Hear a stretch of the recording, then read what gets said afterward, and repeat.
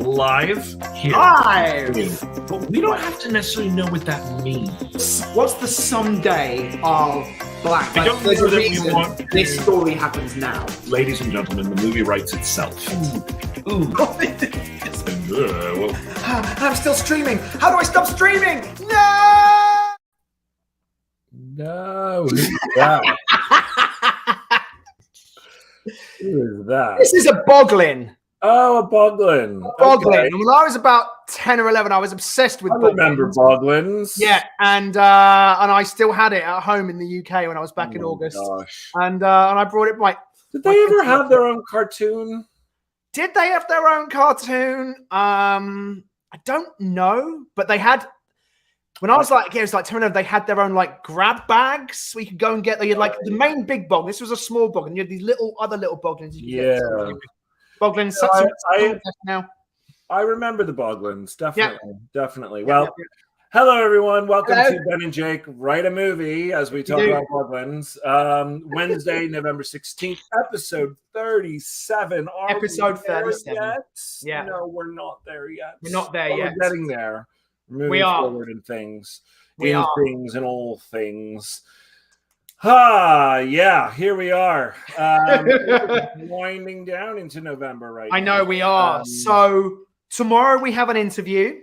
Which is with we have a fantastic interview with Matthew Sands tomorrow at our normal time of 2 p.m. Then Friday and all the way through next week, we're going to be off. Yes. You're going away because your sister's getting married. Yes. It's going to be exciting. Mm-hmm. And then we've got Thanksgiving, obviously here in the States. Yep. And so we'll be going on then. So the week starting, what's the date on that week? I don't know.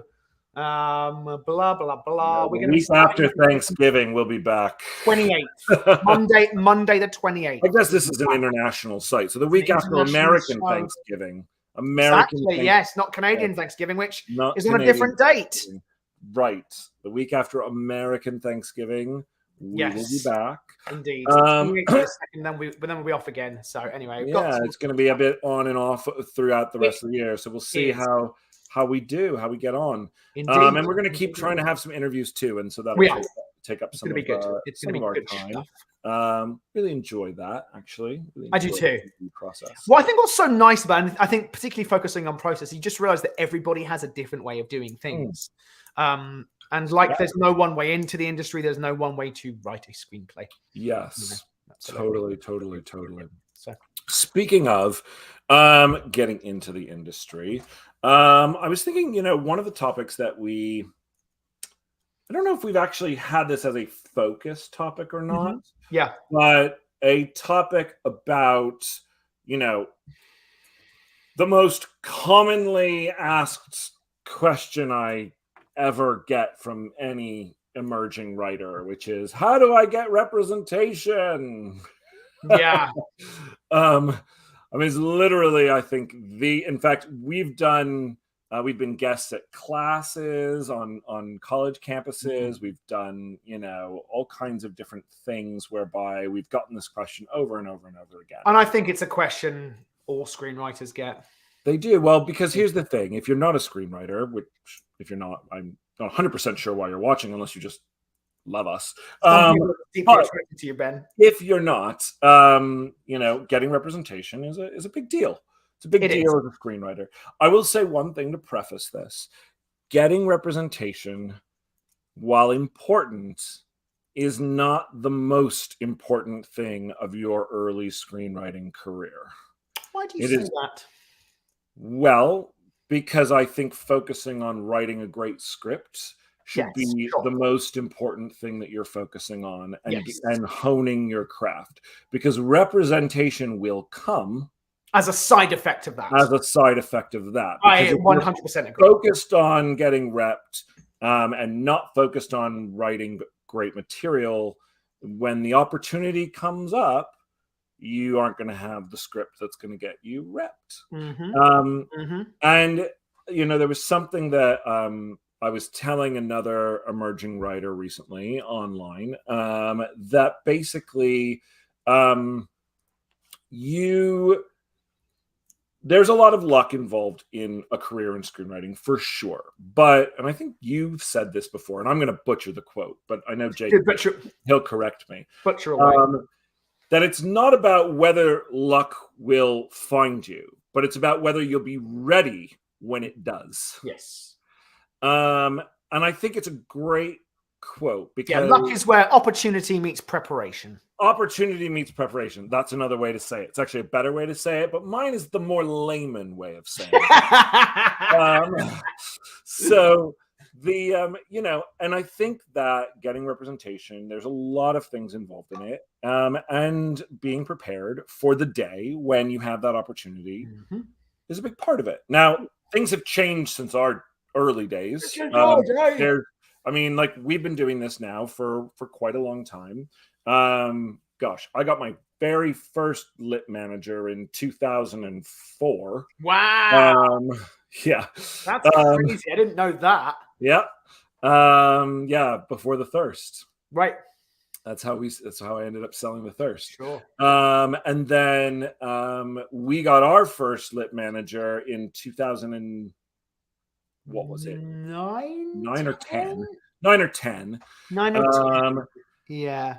And we're not with either of them anymore. Not that they're bad people, but that's one thing to know about representation is they can change. And they can suck. And they can suck. And they can also be wonderful and great. They can also be great. And just because you end up leaving someone doesn't mean they suck. And just because you end up staying with them doesn't mean they're great. Yeah. It's going to be a question of going, is this working? Is this what I want it to be? And that can be from both sides. It really can be. Right. We didn't fire our first manager. He dropped us as clients. True. It is true. He was like, I haven't got time to work with developing young writers at the moment. Yeah. So I think I'll start with what I think the best way to get representation is, and then you can piggyback off that. Number one, being prepared. That by far 100% write, have a great script that you love, that you believe in, and is the best possible version of a script that you can write at that point in your career. The script that got us repped is not the best script we've ever written, but at that moment in time, it was the best script we could write. Yeah. The second thing is it really is going to come down to most of the time networking. Now, I say most of the time because I would say there's a very small percentage of people who either get repped via querying, which I think happens less and less and less, but still probably happens, or off of one of the very few legit websites, a la something like theblacklist.com, where I know people who have found managers off of that. Absolutely. I wasn't a fan originally. I don't tend to like those websites, and then I've heard some good stories. Yeah. And when you hear good stories, you go, oh, okay, that works for some people. Yeah. But I do think that the number one way to get your first rep is going to be through who you meet. And that doesn't mean nepotism. Let me be clear. It means who you meet, who you know through your broader circle of people. And sometimes that can be, if you don't have the opportunity to move to LA, which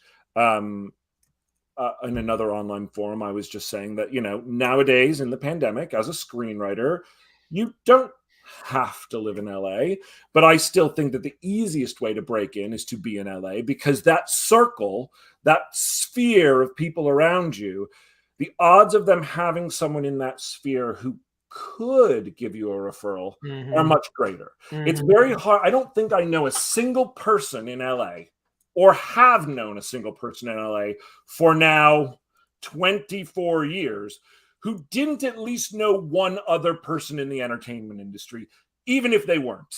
So my wife, not in the entertainment industry, never has been. Knows lots of people. So many. You can't get away from them, whether they're casting directors or producers or executives or writers or actors or whatever.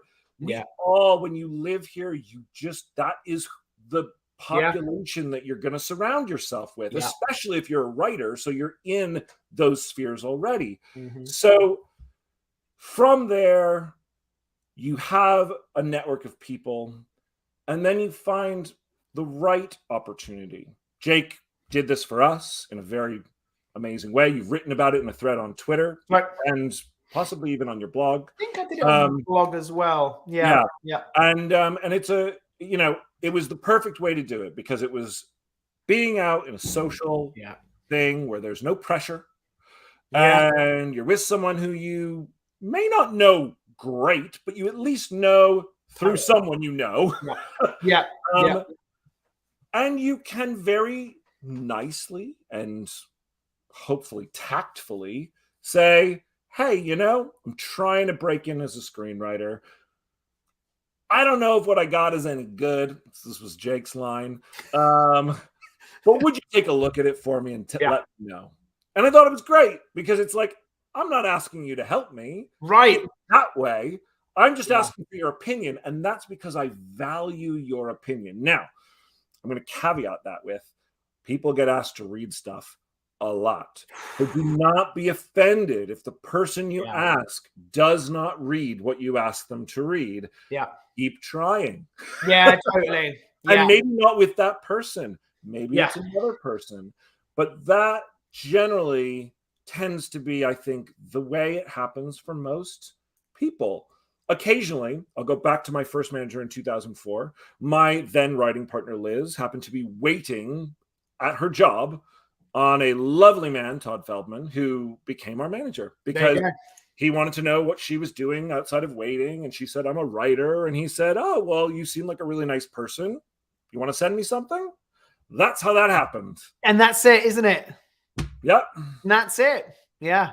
So, I don't. What would you like to pick? I mean, I think it's so difficult today from where we are, even over the last 14 years. Because again, I just think the landscape is so very different today. There are people who've been discovered on Twitter and social media forums. Managers are looking for good material. They also get fucking sent loads of it. Loads of it. Yeah. Absolutely. I mean, there's a manager I follow on Twitter who just will say, got a query today, and it will just be, he'll reference, and you get awful. People are willing to do anything to stand out of the crowd. Including finding someone's home address. Not cool. When I use the word tactful, so important, guys. Yeah. Seriously. And the reality is that your concept should be unique and saleable. And you should be able to go, hey, here it is. It should just so basically it just comes down to write a great screenplay and pitch it well. Yeah. If you're going to be using today's online. If you're going to do online, there are various. I don't have the balls for that, honestly. Like, I was never good at the cold network. Like, I never was good at mixers or going to like industry parties. I would never do it. But online today, I find it to be interesting. There are several like pitch events that happen. I've seen them a few times on Twitter where it's like, pitch your log line. Again, I have my own opinions about it, but I'm not doing it. I worry that those, again, is it a naive worry to go, anyone can take that idea. Will they be able to execute it in the same way? No, but might go, that's a fantastic idea for a story. Maybe I'll go and write that. It happens, but you can't worry about it. It happens, but you can't. I mean, it could happen in any way. Someone's out there writing our script that we're talking about right now. I'm sure they are. They've actually got it down. They're actually just about to like fade out. As we're going through it, they've already finished a draft.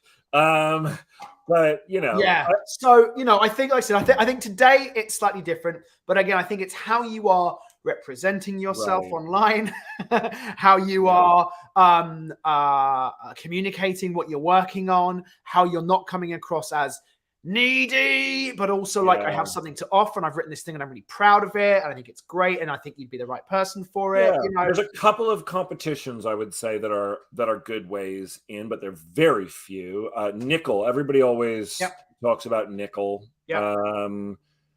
I feel like Coverfly is getting a lot of Coverfly's getting a lot of attention, at the minute, and I remain on the fence about it because there's some stuff I read last year about that just made me kind of go, oh, it's all just one company. Oh, You know, really? again, I don't all of them. I don't know what is true, what's not. I hear good things about Coverfly, so I don't have an opinion on Coverfly. Nate Davis, our dear friend Nate, who we are working with at the moment on one of his things. I think he interviewed a whole bunch. Check out his YouTube. Go and check out I his wish I actually had it. We'll put it in the comments. Yeah, see if we can get it. Because find it and put it up. Nate's great. In fact, Nate's going on a podcast. Videos. I think Nate texted me and he's going on a podcast on Friday. He's being interviewed. Right. And I just saw it on Screenwriting Reddit as well. So he's great. But anyway, he goes into going into all of these competitions and going, you know. But I think you have to do things very sparingly, just very sparingly. Desperation is never a good thing either. Yeah, I agree. People smell it. This was a lesson that I never fully learned as an actor, but finally learned when I became a screenwriter. It just took me a while, which is people don't like desperate people, which is hard because we're all desperate when we're starting out. Right. We all want to go, please, please, please like my script. Please, please, please like me. Please, please, please represent me. And yet that is like the biggest turnoff ever. It's like being, trying to go out pick someone up on a date and being I was going to say, please go out with me. And everyone's like, really what you want to be is like, I've written this script, but you can't have it. Right? Very hard to get. No, that's probably not going to work for you. But just be cool about it. Like you can be honest and sincere without being desperate. Totally. And I think that is a good place to be, and grateful without being desperate. And the last, I know that it's going to be different for everyone. One of the things I always remember Craig Mazin talking about getting representation. He was asked the question, how do you get an agent? He's like, well, I can tell you how I got an agent, but it's going to be totally different from you. Totally. It's just going to be different. But again, I would say at all times, generally, you start to hear similar stories. You start to see. Yeah, there's a pattern of people. I would say I'm going to add two things to this. One, your best way in from a networking standpoint is not another artist, actor, unless they're a celebrity. That's a different story. Writer, director. They're unless they're like huge, that's another story.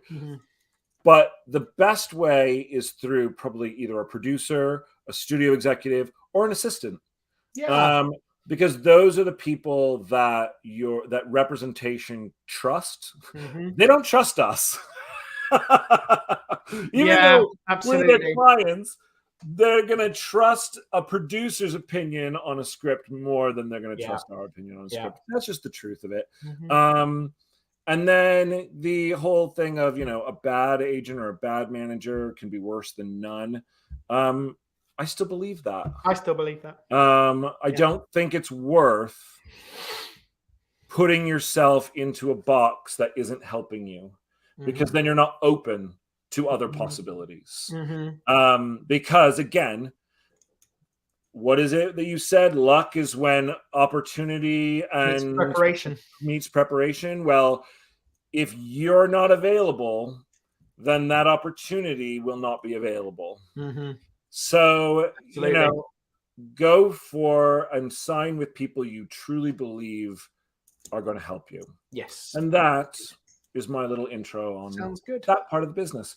Right. So now, let's start talking about our script. You had a topic that you wanted to bring up. I did, yes. So overnight, I began to think about particularly our character of Charlize. And I began to kind of pull out a little bit and just observe what we want to do with her character. Right. And is she developing over the course of our story. Who is she at the beginning? Who is she in the middle? And who has she become by the end? Movies are about watching people change and grow for the most part, even if it's small. Even if it's a small change, you still want to have someone be a better version of themselves than they are at the end, or a worse version of themselves they are at the end, which is more of a kind of a pathos ending. Right. So I just began to have a little think about Charlize and thinking about these aspects of character development, motivation. What are the obstacles? What are her strengths? What are her weaknesses? At what point is a character flaw going to get in the way of her succeeding? At what point is she going to fail? What within her is going to cause conflict within in a relationship with someone else? So I just wanted to have a little look at those things today and go, is it the best version it can be? And if it isn't, can we make it any better? Right. So, okay. Maybe just have a little talk about Charlize. Yeah, I think, with Charlize, with our demon. Yeah. We start with her, and I think you have to go all the way to the prologue. You do. We start with her. You do. Right? She's a demon who's had second thoughts about demonhood.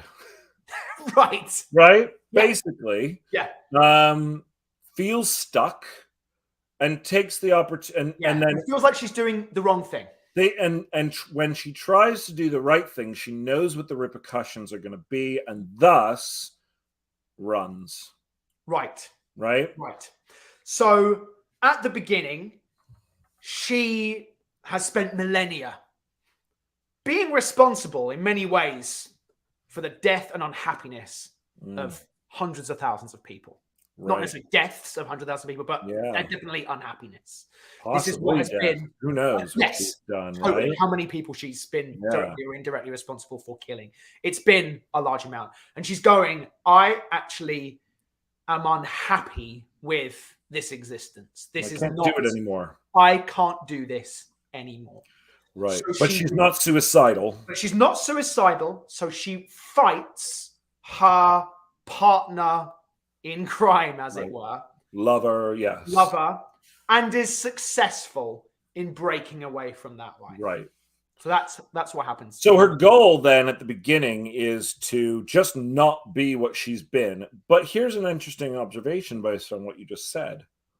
Does she feel guilt or remorse? Is that something that demons are capable of feeling? There's an interesting thing that I think could be a thematic idea to explore with a demon that we're actually exploring in other projects as well. So it's just kind of one of these things where writers tend to end up exploring similar thematic ideas on lots of projects at the same time. Yeah. But this idea of, again, what does it mean to be human? And do demons, generally speaking, and we talked about this actually on a scratch pad. We did. Not have human emotions in the same way. They don't. They're tend to be more like psychopaths or sociopaths is probably a better term, in the sense of like they get pleasure from people's pain. So they're not boring like robots, but but they don't have empathy. They don't have love. They have hedonistic and sociopathic desires. It's interesting. But, and this is what we had talked about originally, that every once in a while, a demon starts to develop some human-esque characteristics like empathy. And that those demons, because like in the Matrix, they don't want the virus to spread throughout hell, those demons are put out to pasture. Mm-hmm. They're killed. They're wiped out. Mm-hmm. And Charlize has started to show some of these characteristics in herself. She realizes it. Not only does that make her want to stop killing these kids in the opening, but it also makes her know that she can only hide it for so long. And that when they discover that she is not like the others anymore, she's going to get killed. But it also makes her go, makes me think, how much has she evolved over only 100 years? Because there's an interesting question of going, well, is she a la Dexter? We talked about Dexter actually quite a bit with her. Is she faking it until she makes it? Like, does she believe that maybe she isn't, that she will never fully get rid of the demon side of herself, but she's going to try really, really hard to not. Yes. Let's keep talking about what then happens and transpires. I'm going to add something as well into this. That is there something, having grown this empathy, and I like that it's occasionally, maybe she's not the first one this has happened to. Yeah. You know, that because she has empathy and she now feels for people potentially outside of herself, that she feels immense regret. It would be sympathy, huh? Technically. You know, yeah, sure. And yearns for redemption, but doesn't know how to get it. So that would be a question: could that be her motivation? I like redemption. I need to redeem myself for all the past actions that I have done. Okay. Can I want redemption and also believe at the same time that I'm irredeemable? Yes. Oh, absolutely. And that can be a weakness. Yeah. You know, I want this so much, but I don't fundamentally believe that I deserve it and capable of it. All of those things. I'm not I'm not a full person yet. Right. I'm not a real boy. I'm not a real boy. I have the beginnings of what are kind of the off-brand demon. Great. But I don't know how person. Okay, great. So we meet Charlize 100 years later. And this is where my first bump came in this moment. The first bump, well, I have another bump earlier on, and I'll say this. Sure. And it might not be correct, but I see her. I see that she sees that she's doing something wrong. She fights to escape and she wins and she's successful. And she flees and she runs out. Sure. The fact that she beats Zod in this opening fight makes me go, well, if she faces him again, she's going to beat him again. I'll leave that on the table just as an observation.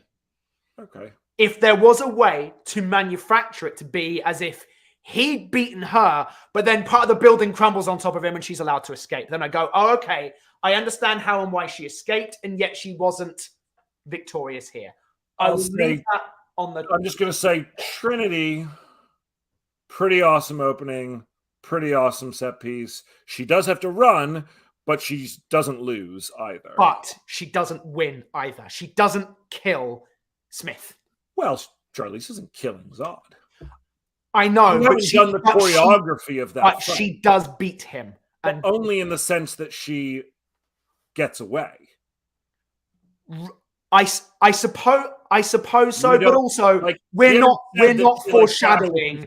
We're not foreshadowing Neo versus Smith in that moment because it's not Trinity. Now, of course, when Neo does face Smith, he fucking runs. You know, it's like agents go. You know, you don't foreshadow. But anyway, so again, just an observation. Like the only way that she wins in that moment is because she's just got to fucking get away from it. She cannot beat him. Okay. You know, so no, just an observation on this. Okay, so then we meet her 100 years later.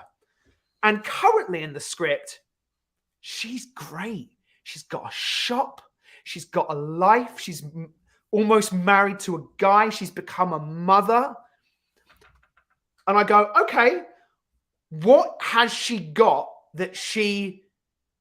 what is her motivation? What is her need? What is her desire? The Antichrist isn't out on Earth at the moment. Now, doesn't she? Say again? She has a lot to lose now, doesn't she? While she has a lot to lose, what does she want? When we meet her, what is the thing in her life that she yearns for? Well, can't it be? I mean, I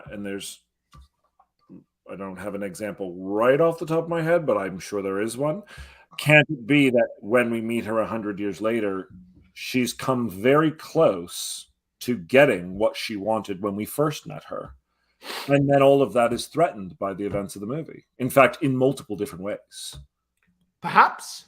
I'm just going to leave it as a question. You know? I mean, for example, I'll use one of our semi-favorite references of like Mission Impossible 3. Take the prologue out. We have a prologue as well, right? Where her desire is very clear and his desire is very clear. When we meet Ethan in his party where he's left and he seems happy and he's going to get married, he has everything that he wants. And what is the movie about? It's about that all being threatened, right? He thought he could do it, and then he has to run from them because there's dangers and because they could be in danger and because of all those things. So just using that as like one example. Well, yes, I will add to that with a slight counter. Because at the end of the movie, what doesn't happen is he goes off with his wife and goes back to the life that he had. He goes, actually, I work for Impossible Mission Force, and this is what I'm going to continue to do. Right. And part of the struggle with that is I've gotten out of this life, but part of me still really wants that. Yeah. And I've actually got conflict between what I have and what I want. And then, of course, when they collide, that's why I think Mission Impossible 3 is one of the best Mission Impossible movies, because it is deeply emotional mixed with this desire, this professional desire. Yep. We've talked about that in terms of Charlize. The fact that at the end, she doesn't go back to the boyfriend and the girl and be all hunky-dory. That actually, that the journey for her is that she accepts the fact that I am a demon. I can't become human. And that means certain things. And it might mean that other demons will come for me, even though Zod is dead. And yet also I can still try and be the best demon that I can be. Sure. And that's okay. And there was we had talked about potentially ending this with Charlize and Hank going off together. Sure. On whatever the next sequel might be. Right. And so the idea being that when we see her in this life at the beginning, it is not truthful. She is still a demon. She hasn't told them. She's lying to them. She hasn't told them that she's a demon.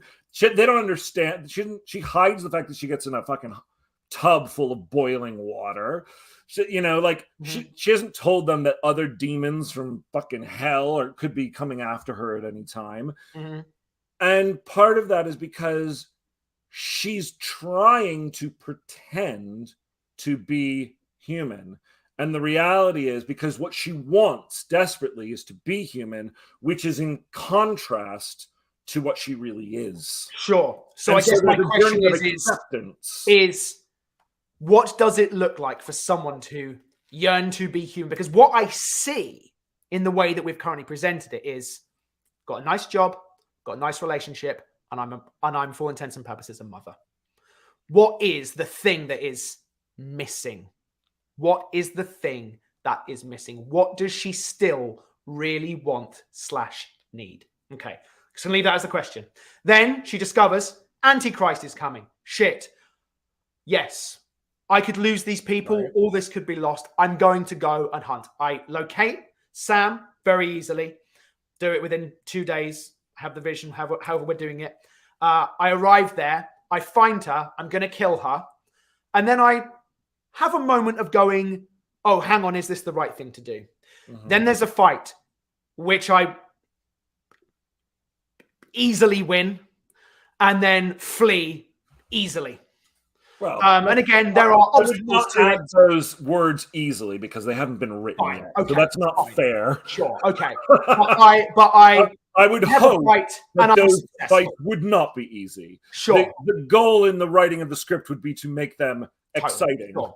Okay, I have a fight and I'm successful in surviving, and I am successful in saving Sam. I don't die. And I go here, and then I have, again, we haven't gotten to these parts yet, but I think that's why it's important at the moment. The way that we've been working it out is that there's going to be another fight of which I'm going to be successful. Then there's going to be another moment which I like what we were talking about the other day, which is she's put into a Sophie's choice situation. And I like this because we actually go, it's okay, we're not going to make the choice for you. The choice is taken away from you. And then I have a fight against the person I saw you fight at the beginning against who you then also win. So I'm questioning, I'm going. And then, so along this way, in what way am I confronted with my own weaknesses, which are what? How do I get beaten by them at some point, but then overcome them in the next, and then ultimately, by the end of the movie, get that which I truly desired at the beginning of the story, which, had this movie not happened, I would not have got. Okay. So that's my question as we just go into this, going, the development of this character through the story. I think they are good questions to ask. I don't think that all heroes have to have those answers. Maybe some of them, maybe none of them. I don't know for certain that, for example, Sarah Connor gets what she wants at the end in any way. But she gets what she needs. Well, that's not what we that's not the question that was just asked. Sure, it's wants/needs. Right. Does she get what she needs? I mean, that's Sarah Connor at the beginning is a single woman in Los Angeles who can't even take care of herself, and she expresses that in dialogue. I can't even balance my checkbook, she says. Sure. She is in a her dead-end job that doesn't mean anything and has no relationship. There's no question her character has an arc. Yeah, totally. Yeah. But that's not the same thing as the questions that you're asking, is my point. I think all these questions lead to a character arc. But you can have a character arc that doesn't necessarily end with, I've gone through my weakness being the thing that stops me. At what point is Sarah Connor's not being able to balance a checkbook a problem for her? Sarah Connor doesn't think that she is self-reliant. When her mother reaches out to her and says, just tell me where you are, honey, I'll come and pick you up, she gives her address away because she doesn't think that she is self-reliant. And what happens? It's the fucking Terminator. You think that she does that because she doesn't think she's self-reliant? I think it's part of it. Yeah. She doesn't fully trust herself. She's not this strong woman yet who's like, I cannot fucking trust anybody. Just got to do my own thing. No. And make this thing happen. I think you're reading too much into the moment. Okay. I think literally it's a device to get the Terminator on them, and that Sarah Connor is afraid, and that she's afraid. Yeah. But that's not the same as not being able to balance her checkbook. And it's not. Well, I think balance. It's not obviously a movie about balancing checkbooks. It's a movie about a woman who doesn't seem to have any skill in the world or being successful in any way or strong in any way. Find and come into her strength. So when her mother calls and says, hey, I'll come and help you, she's like, yes. And ultimately, that moment of weakness and lack of strength is the moment where where ultimately, you're right. It serves as a plot device to do that, but it's born out of character. And that's what I like about it. It wasn't just anybody, it was her mum. Sure. Yeah. I mean, yeah, she is. Okay. So, and the other questions that you were asking, I mean, I'm trying to think back on. Yeah, don't worry. Yeah, so I have a thought process behind it about kind of going, well, here's what it is at the moment. Is there any way to make what we have at the moment slightly better? And it goes back to versions that we have discussed. And the versions that we have discussed are Charlize is a demon. She's been responsible for the death and unhappiness of hundreds of thousands of people. She escapes her life at the beginning. Question as to whether or not she is successful in defeating Zod or whether it's a happenstance moment and she manages to just get away. We'll leave that on the table for the moment. 100 years later, we see her. And she is not with the boyfriend. She yearns to be truly human, but doesn't fully believe that she deserves it because she thinks she really needs redemption. There is something inside her that just isn't able to go, yes, I can be with you, Ted, and I'd love to be little Danny's mom. She just doesn't feel that she's, let me keep going with this just for a moment. So her desire is to redeem herself from her past, because what does she want more than anything? She wants a family. She wants the human experience of love. So an opportunity presents itself. The Antichrist is here. Great. Fantastic.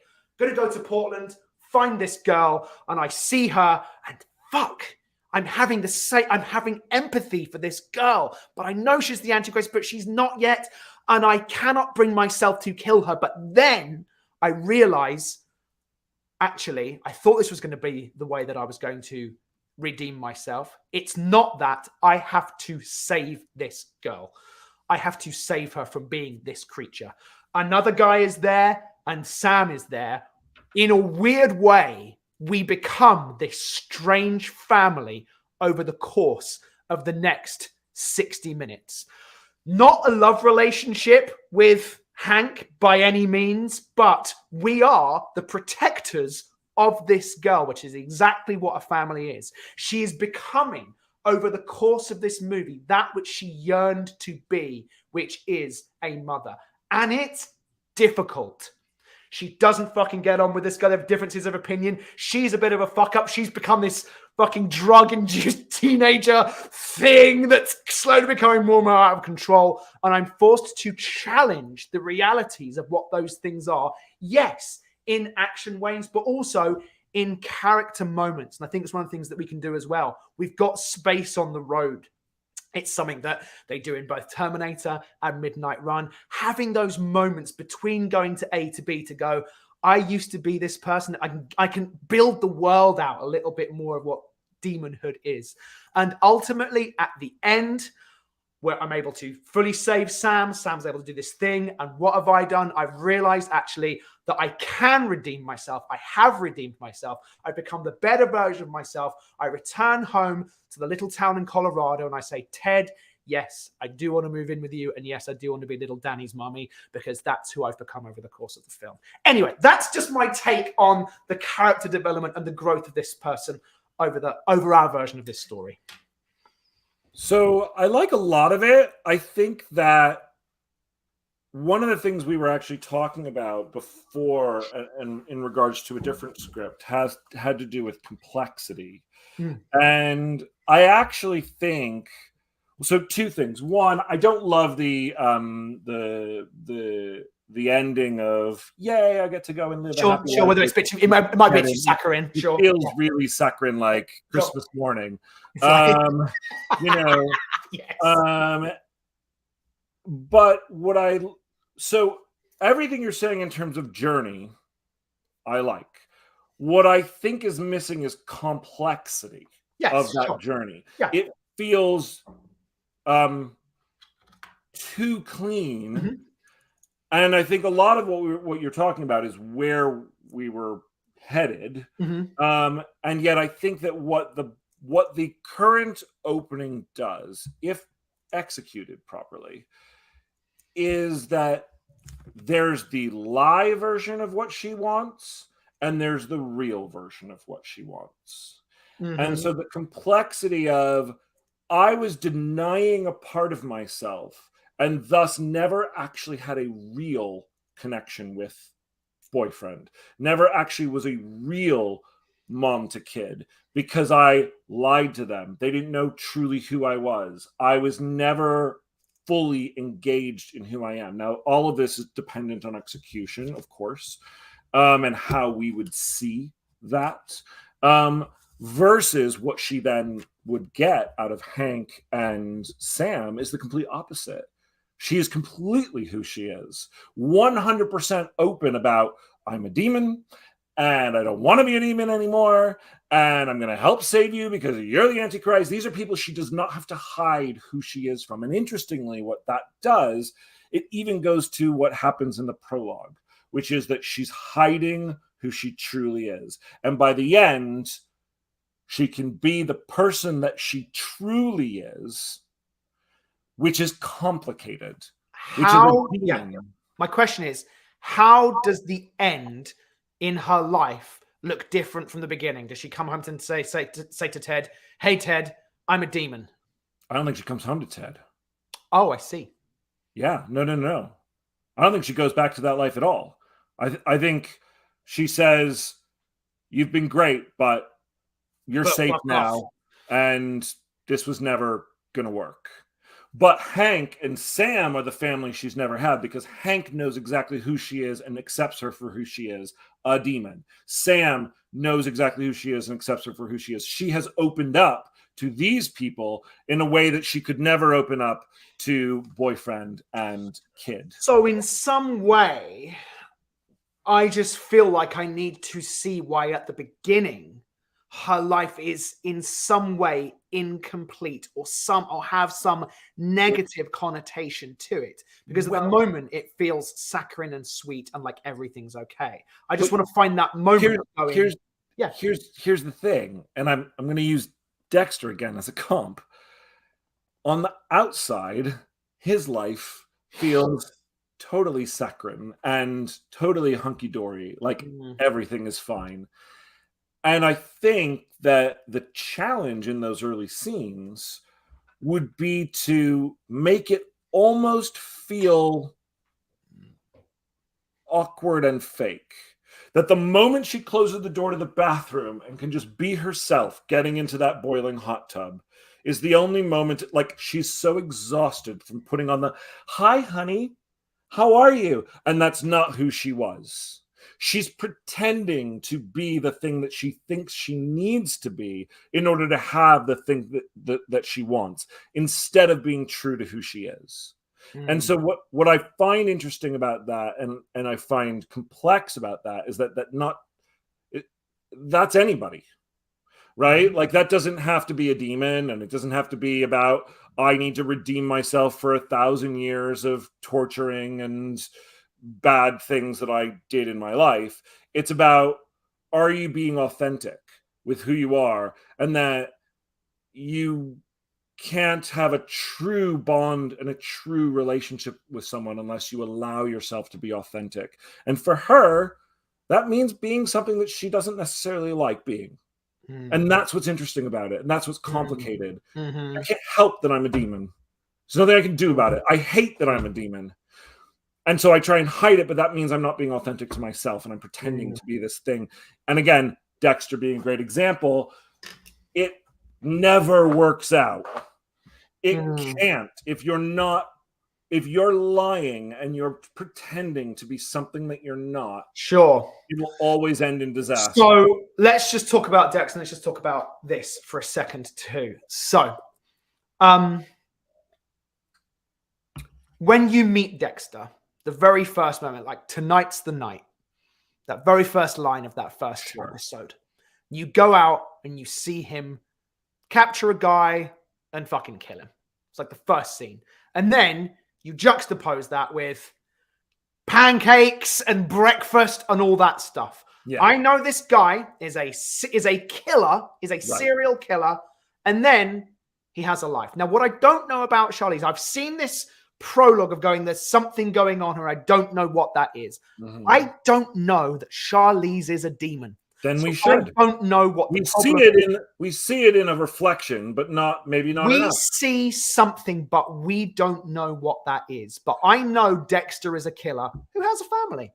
I don't know who and what this person is. But let's be clear. I wonder if it's going to be as effective as the knowledge that we have as writers writing this, going, it'll be fine. The audience doesn't have that information. But here's what the audience has. And first of all, because it's not written, the audience can have more.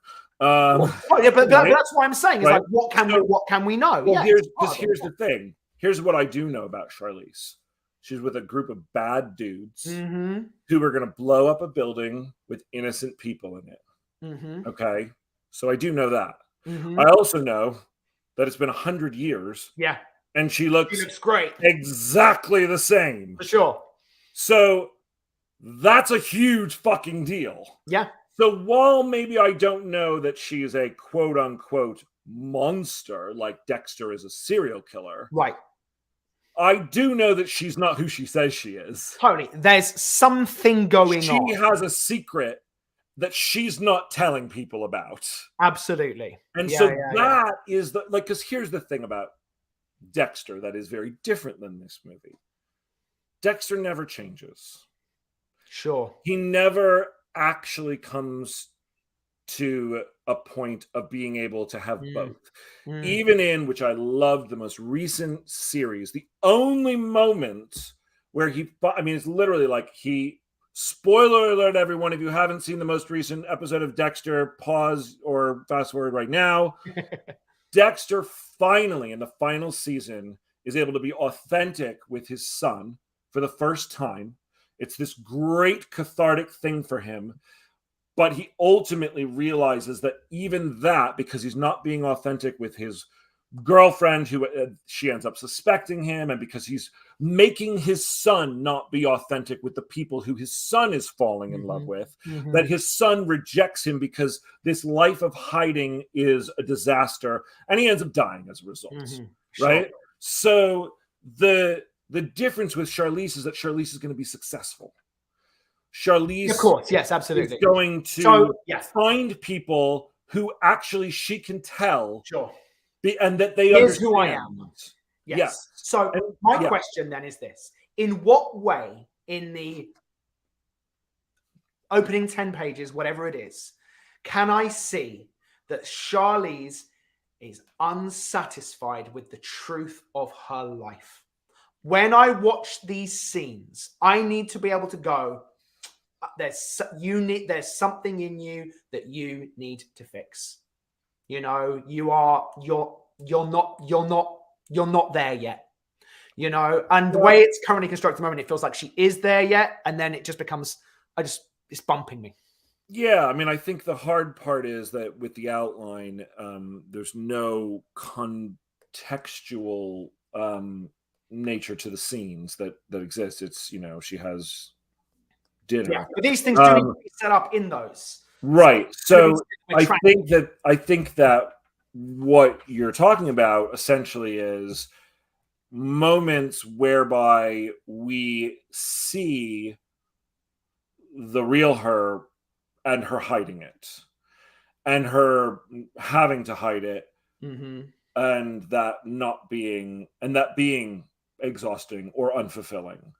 And so I go to a bigger question, which is essentially characterization, which is, imagine if Charlize, and I'll using Charlize as a prototypical kind of the type of person she usually plays, who is hard and can sometimes be somewhat emotionless, and who can be one of the guys, and who's a bit of a badass and might even have a trucker mouth. And then when she's in Springville,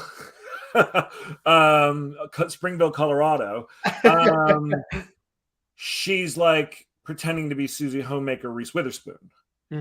And then when she, drops a book and goes, fucking shit. And then someone's like, hello. She's like, oh, no. Yeah. Sure. I'll be right with you. Oh, hi, Mrs. So-and-so. It's so good to see you. Thank you for coming in. I've got that book that you ordered. And then she goes back and is like, I fucking hate that bitch. Like, let's see the fact that she's not being genuine. Because that ultimately is the source of her unhappiness. Sure. Right? Yeah. She wasn't happy as a demon because she wasn't being truthful to the fact that she had empathy. And she's not happy now because she's not being truthful to the fact that she's a demon. She can be both. And that's ultimately the realization that she goes through. I can be both. And it's hard. It's hard as fuck. But I actually found Hank and Sam, and they're my family now. In fact, it's great because Sam's family dies at the very beginning. Hank is a loner. And the three of us know a secret that nobody else knows. And we share a bond that nobody else knows. So I think it works if we're able to establish this unhappiness, and that I, as an Yeah. audience member, can go, oh, I can see that this is something wrong in your life. It's the complexity of those scenes that I'm looking for. It's the how is she trying to get what she wants and failing? Yeah. How is she pretending to be something she's not? Yes. So that when we go on this journey, that Yes. those complexities Yeah. are brought to the surface, Yeah. and she can even be called out by them. Totally. You My know? next question, I know we're going a little bit long on this, but I think it's very important. What are her weaknesses and how do they then impact the story? Like, what are her flaws? Because I don't know yet. I see her as being very strong, very capable, morally does the right thing very easily. And I just go, at what point can I see? I mean, even if it's not this, she has an uncontrollable temper, you know, and at what point then does, when she, by losing her cool, risk what she's trying to do? Again, it's not, I'm just using that as an example, you know, but if it were, what if it were, you know, someone says something in the bar, we were talking about this biker bar, and she loses her shit, gets into a fucking crazy bar fight, and it's so fucking nuts and crazy. People film it and it goes on YouTube and Zod knows where she is. Again, silly thing, but her character weakness causes something in the plot to happen that maybe isn't positive, you know? And I go, so that's, again, There's two kinds of weaknesses, isn't there, to these types of characters as well? We haven't talked about demon weaknesses in general. We have this runic weaponry that somehow causes them to burst into like multicolored flames, ash or flame or something like that. And that's fine if that's their only kryptonite. Okay. But there's also, we've talked about Superman and how there's kryptonite, but there's also the fact that he cares about people so much that enemies are able to use that against him. Sure. And so, you know, I think that potentially it's like, how does Zod know what her flaw is? And that's interesting as well. Is there a way for him to use her own challenge against her? Is there a way to, you know, and then is there a way, you know, at the moment we had said that one of the things he does is he gets the boyfriend and the kid, and there's this Sophie's Choice thing. Because she has tried so hard to be this person, it doesn't mean she doesn't care about them. Another really interesting thing about Dexter is that even though he is pretending in seasons, whatever it is, 2 through 3, to be married and have kids and, you know, all this stuff, and isn't necessarily fully capable of love in the traditional sense, he still really cares about them. And when they die, when she dies, he genuinely feels anger about it. And is there can we use the fact that she has empathy or sympathy or cares? Again, it's like the fact that these people, that she cares about them, is what she's been trying to get, and they use that as a weakness against her. It's what makes her a lesser demon. Sure. The virus that they're trying to weed out of demonhood is the thing they use against her. That she cares. It's tough, isn't it? Because I wouldn't view, and it's why I struggle with Superman as a character in general. Because I don't view sympathy as a weakness. I view that as a strength. But that's that's what's so great about it, is that it's both a strength and a weakness. He's able to take the weakness that others perceive as a weakness. Sure. But I don't view But I don't view Superman and go, you know what your problem is, Superman? You're just too darn sympathetic. I go, this is this golden. I mean, but Zod literally says that to him, right? Sure, but it's not what I, as an audience member. Anyway, Superman aside, I don't think. Why Charlize do is Superman. I you think need Charlize to is- feel? I guess my question is, and maybe this is to answer another time. Yeah, But like, I want to see someone overcome a personal flaw. but I think that's what we just talked about. What's her personal I mean, flaw? literally, that's what the entire previous 20 minutes was about, which is that she isn't being her authentic self and thus not achieving truth or happiness. Okay. So that's what this movie does. It's John McClane. It's, you know, that there's never, you know, that can be both. I don't think they have to be separate. Perhaps, and maybe we'll have to talk about this tomorrow. So Yeah. yeah. So the answer to "Are we there yet?" was clearly no. no. Are we there yet? Yet?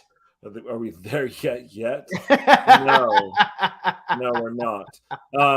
Yeah, no, I think that, you know, some characters, we've talked about Indiana Jones, for example, they have a change. It's not a massive change, nor does their flaw necessarily always do. I mean, in Indy's case, what is his flaw? And how does that necessarily make him lose at what time? I mean, it's difficult to say. You could say that his flaw is that he doesn't believe, and that the truth is that he that he should believe, and that by the end he actually does believe, and that's why he closes his eyes. That somehow over the course of this journey he believes in magic or whatever. You know what I mean? You could say that his flaw is that he's never been honest with Marion. About the fact that he loves her, and then by the time he's maybe ready to do it, she's been kidnapped. But I don't know that that flaw is what gets her kidnapped. So I think that there are, and I also don't think he goes on a massive journey, but I think these are just personal things that changed it in him. Sure. Yeah. And so I think that they're linked, and it's not necessarily the thing that it doesn't create obstacles for him. It creates internal struggle. He doesn't like snakes. He doesn't like snakes. And that fucks with him. It's a weakness. It's a weakness. Yeah. She doesn't like cold. And then she is in a blizzard in Colorado. Right. I think the fact that she is who she is, and that she refuses to accept that is a pretty big flaw for a character. Yeah. I mean, and we can think not about being her authentic self. And not allowing other people to see that. Because she's either ashamed, embarrassed, doesn't believe they'd accept her, all of those things that so many people can relate to. Right. And coming from a place of literally being a demon. Right. You know, not to mention also, she's not our only hero. So of course, but she's also have Hank or Sam having their own that creates an obstacle for the team that comes out of something more specific. Sure. In that sense. So all right. Cool. Yeah. Good talk on that. Good talk. Good chat. Maybe we'll get back to outlining tomorrow. Maybe we will. About that, because we have our great interview with Matthew Sand tomorrow at 2 p.m. Yeah. So we'll see everybody then. And yes, we will. Siri Baruch Thornton. Thanks, wifey. All right. All right. See you later. Bye-bye. Bye-bye.